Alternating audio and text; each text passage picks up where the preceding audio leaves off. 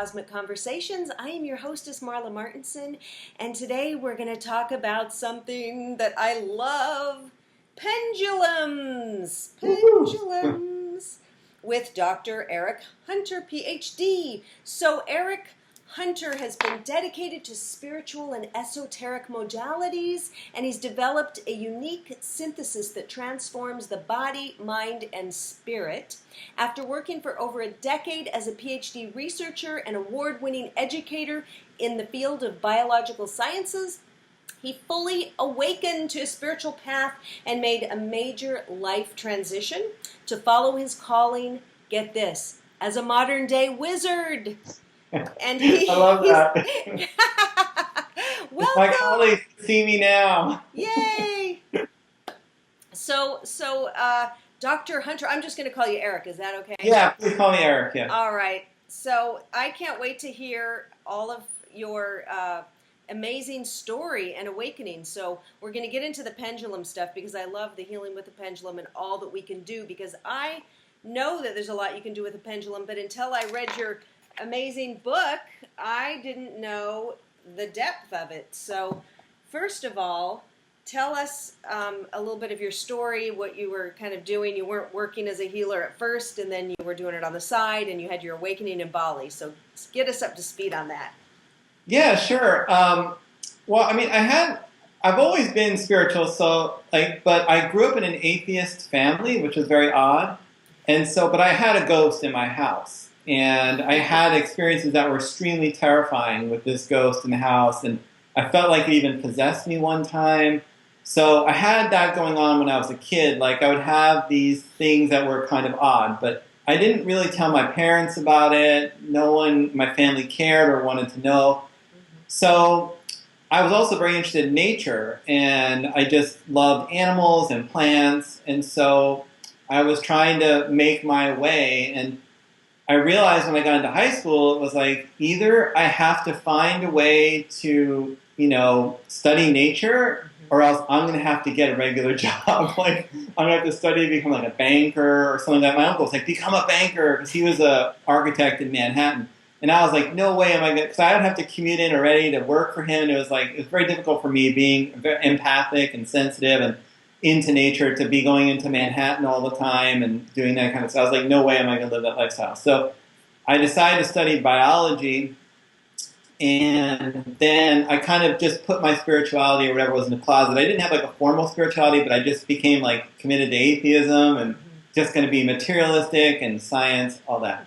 So I did that for a while until the universe decided to play like a gigantic joke on me, and they put me in a relationship with a person that just made the spirituality, it was like, either you do this or your life is going to basically just fall apart. So I had to embrace it. So I did, and I had some very powerful shamanic experiences with the peyote cactus. And that was, and I didn't do it in a party context. It was very like ceremonial and like as Native American as it could be, but it was an extremely powerful experience. And then I joined a school called The Fourth Way, based on Uspensky and Gurdjieff's work. And it was you living, like trying to become conscious and studying all of these great wisdom teachers and actually trying to embody it in your daily routine, but doing it as like a secret practice. So like no one was supposed to know except other students in the school that you were part of this group, but do all these wild things like, meet somewhere and then like read poetry and have suits on and listen to beautiful art. Like the whole thing was centered on art and beauty and trying to cultivate consciousness through this higher knowledge or beingness. So I did that for a while, but the problem with it was that the teacher was kind of like a cult leader, and so he didn't want anyone to be like better than him. Okay.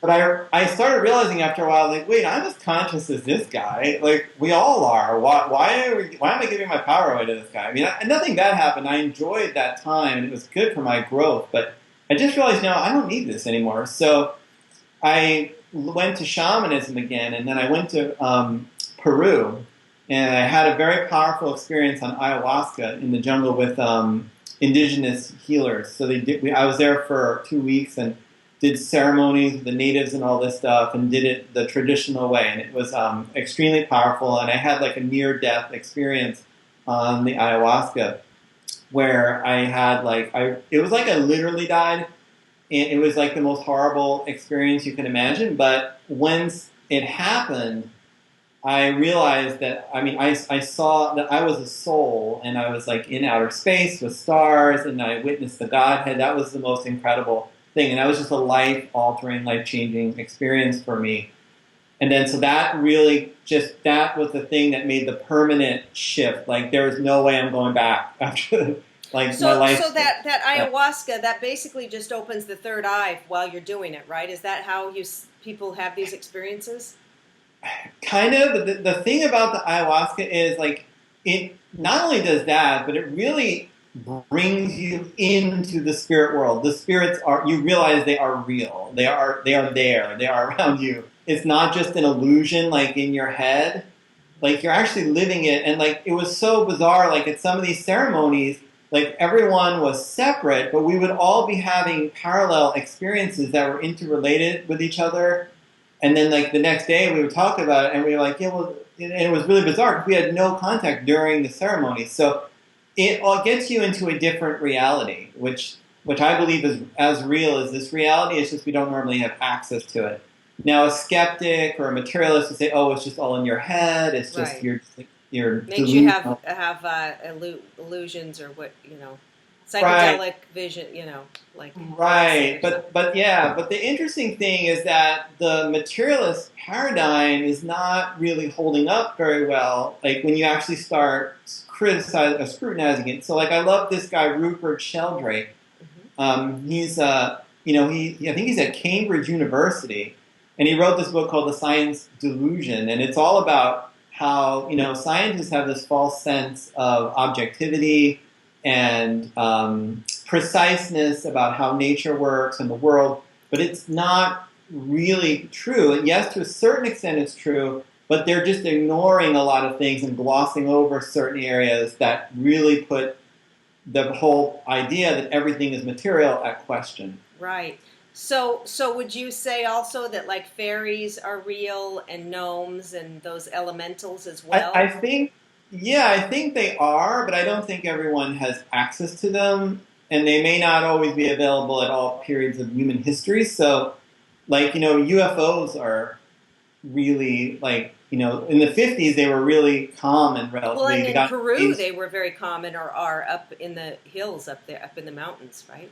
Right, and people see them today, but you hear fewer reports of fairies and gnomes, whereas in medieval times, there were really no reports of UFOs, but you heard a lot of things about fairies and gnomes and stuff. So it may be that, based on our level of consciousness as human beings, our third eye, or crown chakra, is allowing us to witness other realities, but that may evolve as we evolve. Yeah. And some people still may be more in tune with those elementals and things, because everyone's at a different stage of evolution.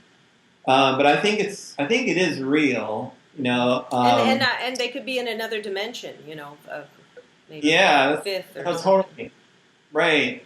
So, but the cool thing too that a lot of people don't realize, that I'm really trying to push, is that all this interest in the esoteric stuff, in magic, in alternative healing, it always was part of science. Until the Catholic Church said, get it out, or we're not going to let you practice science anymore. Right. And then in America, there was a money aspect. So, at a certain point, the Rockefellers, whatever, were no alternative healing, because it takes away from the drug money. We have these pharmaceuticals we want to sell people, and then doctors, we need to protect our profession. This guy down the street who's not licensed is getting good results occasionally, or maybe a lot of times, maybe even better than us. In the early medicine, a lot of people died from it, still to this day, And I'm not saying that alternative healing is the whole thing. I do think modern medicine has a very valuable role, and it can do amazing things, but I think they should work together and not be like enemies, where one is totally at odds with the other. Absolutely. I mean, the money that the pharmaceuticals make, it's unreal. It's so they don't really want, doctors won't talk about alternative stuff usually. I don't think they can. I think their license could be taken away. No, you're absolutely right. Like if you're, let's say, like even if you're a nurse and like you like are taking care of somebody and you wanted to use your pendulum on them or do some Reiki or something, you could get fired. Well, Because they're so worried about liability and all this other stuff, and you think it's like, well, it's harmless. The person, even just praying for them is questionable. So yeah. Well, now I do know that in hospitals they do have Reiki, because I have a friend who's the head Christian chaplain here at Cedar Sinai in Los Angeles, and they sent her to be a Reiki master so she could do Reiki on the patients. Good. So I think Reiki is being getting more mainstream, which is fantastic. Right. Yeah. No, it is in some places. Yeah. So that's great to hear. And I think they have some people doing Reiki in the operating rooms, because it'll help. It helps after operations or before, I think, for pain and effectiveness and things. So right. That's pretty cool. So maybe we have a chance. With these pendulums. Yeah. No, I mean, with the pendulum, it's really awesome for any kind of medical procedure you're going to have. Because, like, what I do with the pendulum is if someone's going to have a medical procedure, someone's going to the hospital, I'll use the pendulum. I'll say, raise the consciousness of everyone in this room, the doctors, the nurses, to the highest level possible. And now this thing of raising the consciousness actually does work. Like, people have reported to me, like, this is a funny example, but this one lady said, I did that, and my boyfriend got the highest score in the video game he's ever gotten in his whole life.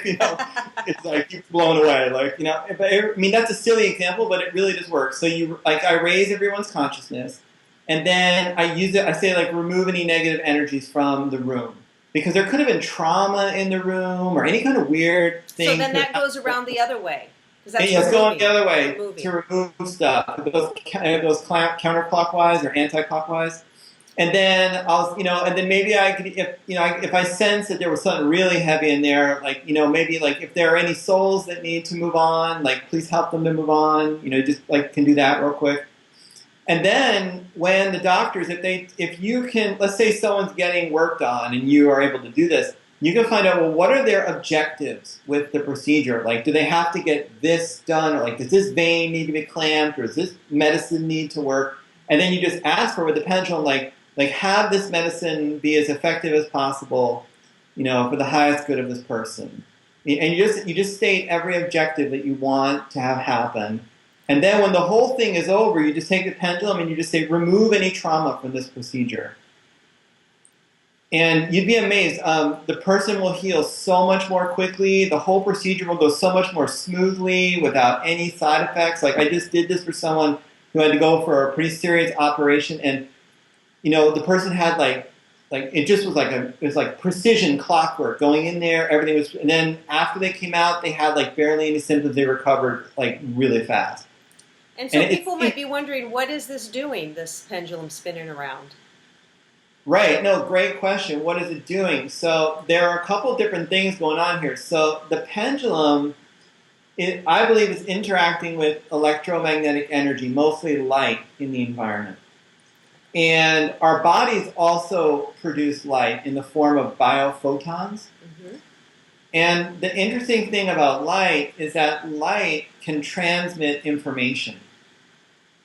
And so, for example, like they now have internet signals that can come out of light bulbs. Like, you just plug in a light bulb and it wirelessly transmits information into a room. Researchers like in China, they have figured out ways that they can, and also light can communicate at a distance. So you can have a light particle here in one place and a light particle that's not physically connected, but they can talk to each other.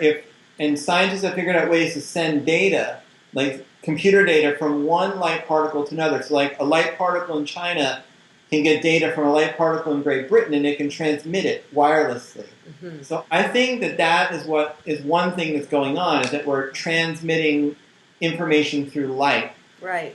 Okay. The other thing is that light itself has healing properties. So doctors have been doing this thing called low-level light therapy, where they use these extremely weak lasers to shoot light on people. But when you're holding a pendulum, the theory is that it is interacting with light and then it's having it go down. So I think that pendulum healing is like a form of low-level light therapy for people. And you can do it at distance or in person. Exactly, right. And then the other aspect of it is the voice command. So in the theosophical literature, there is this idea called thought forms, and it's that like like really powerfully said or emotional or words or sayings can actually become like living beings that can hang out in the astral plane or in your aura, and they can stay there and just hang out and cause problems, or they could benefit you. But they're like living things. So with the pendulum, you can use it to either remove these thought forms or to implant new ones. So Thought Form Society is always telling us that you have to be a certain look or to be accepted, or things that society would put on us. So that would be a thought form, right? That we could remove from our, maybe programmed from growing up or whatever. That would, yeah, definitely, yeah. So if they were saying like, yeah, like you're a loser, or or we're bullied in school. Let's say you're no good. You're a geek or something, or you're a nerd, right, or whatever. Right. You can become like alive in your aura and haunt you your whole life. And then I was bullied as a kid, and then you just probably have low self-esteem. You don't realize it because it's in the back of your mind, or if you're from an abusive family or spouse or whatever. Right, and then you're doing all this healing work and self-development work, and you're like, well, I just don't get why it's not going away. Like, why do I still feel this way? I've been to like every seminar, I've done every workshop, I've tried every healing modality possible. So the thing is, with those thought forms, you need words to get to them. Okay. And that's what the pendulum does. It creates thought forms to deal with the thought forms. And I know you're real big on affirmations. You must have read Florence Scovel Shinn's books, right? Oh, okay. Yes, yeah, because I recognize some that you use that I use too, that like in your books and stuff. In your book. Yeah, no, I use it as sort of an inspiration. Yeah, I love her. I still have a couple I've used for 30 years, and every day I'll say, Yeah, that's something really fun about this pendulum stuff. Is like, let's say you're really into affirmations. Mm-hmm. If you just say the affirmation, yes, it's powerful. But if you combine it with the pendulum, you're energetically like supercharging that affirmation, and it can make it more powerful, and it can have a greater effect more rapidly. So you don't have to repeat it as many times. I can't wait to get one of those pendulums because mine's real cute, but I want one of those powerful ones. I'm going to order one. So you guys can go on Erich's site, which the links are below, and order one of those pendulums. They have the mini. You have the mini and the big one, and all the way you guys can do all this. It's in his book, which I'll put the links to as well. How to do what he's showing you to do, which is great. And on your website, you've got a lot of great videos and links to videos and stuff. So that's really good because we want to do it now. We want to try it on our own. Oh yeah, no, totally. I mean, I'm trying to make this whole thing educational. And I try to give like different access points for people. So I put a lot of free videos on YouTube, and I try to, whenever I make a new class, I try to put out some free materials that people can just get some stuff for free. And then I have the books, which are, relatively low cost, people can get. And then I have classes too. So, and they, but I try to keep it reasonable and, and just, so, you theoretically could learn all this with just watching my YouTube videos and then being on my Facebook group and just asking me questions. Mm-hmm. But some people want the experience of the class, and they can go into more depth and different things. So I try to make different things available. Yeah, I'm excited to use it with my Reiki and crystal healing. So that. Oh yeah, definitely. I already use my pendulum to check the chakras to see if they're open, and then they're usually blocked, and then after the healing I check and they're open. So I do that with my pendulum, and then otherwise with my pendulum, I'll take my oracle cards and I'll put them out, and I'll say, what do I need to know now, and I'll put my pendulum on each card, and then it'll swing around on one card, and I'll pick that one up and look at it and read the company in the book, and it always is right on. So that's awesome. Great. The only thing now, I have a question about you with working with your pendulum. Can you find lost objects? Because I've never been able to find a lost object with my pendulum. Some things with my pendulum is great. Other things it's like, this is a bunch of crap. No, that's a good point. So I don't do that. Okay. And that's the thing about pendulum healing that a lot of people who are dowsers don't understand. So they see me with a pendulum. Yeah. And they're like, oh yeah, this guy is a dowser. He's going to use it to ask questions, to try to find the answer, to do the healing. Okay. But that's not what I do. I use the pendulum as an energy tool. It's Okay. almost like a crystal wand, like Yes. if you've ever done like Vogel crystal healing or something.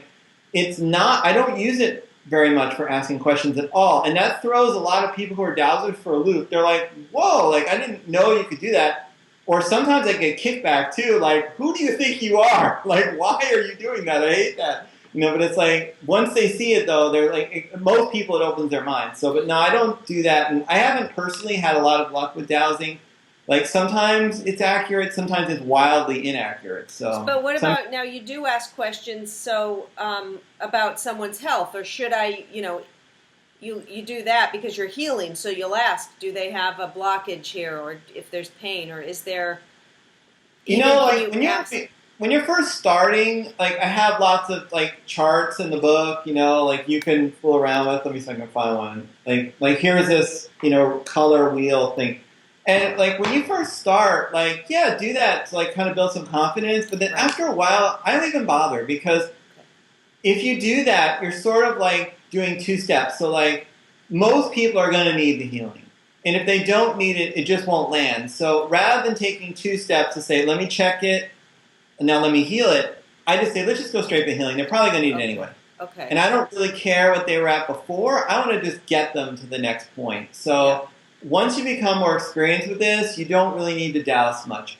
For the emotional healing technique that I developed, I do use some dowsing or muscle testing to help. But even there, like let's say you're not very good at dowsing, even if you're like not completely accurate and you are off a little bit in your guesswork, you're still going to help the person. Like there's a good chance it's going to still land and have an effect. So awesome. And then for people who aren't healers for other people, you could just do it for yourself.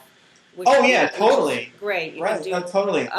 We were even talking about, you know, even with my clients, I have the high-end men who want, you know, the really hot-looking women, and we were talking about I could take my pendulum and say, you know, raise their consciousness, because I would love it if people were more open-minded to meet people that aren't, you know, don't have everything on their list or don't look an exact certain way with a certain hair color or height, you know, be open. And that would be awesome. That would be a miracle. Yeah. If that just gave you that suggestion, if that works, oh boy. Yeah, no, totally. Some people ask me like, well, is it ethical to do? And I say, well, you know, increasing someone's level of consciousness, like in the sense of David Hawkins' scale and power versus force, you know, like making someone more loving or more understanding. I mean, there is no harm in that. We could all use that. But I still always tack on, you know, for my highest good or the highest good of all concerned, to try to give some wiggle room in case it's not in their highest good. Maybe they need to be negative for some reason or to be overly judgmental. You know, I'm not God, so I can't tell.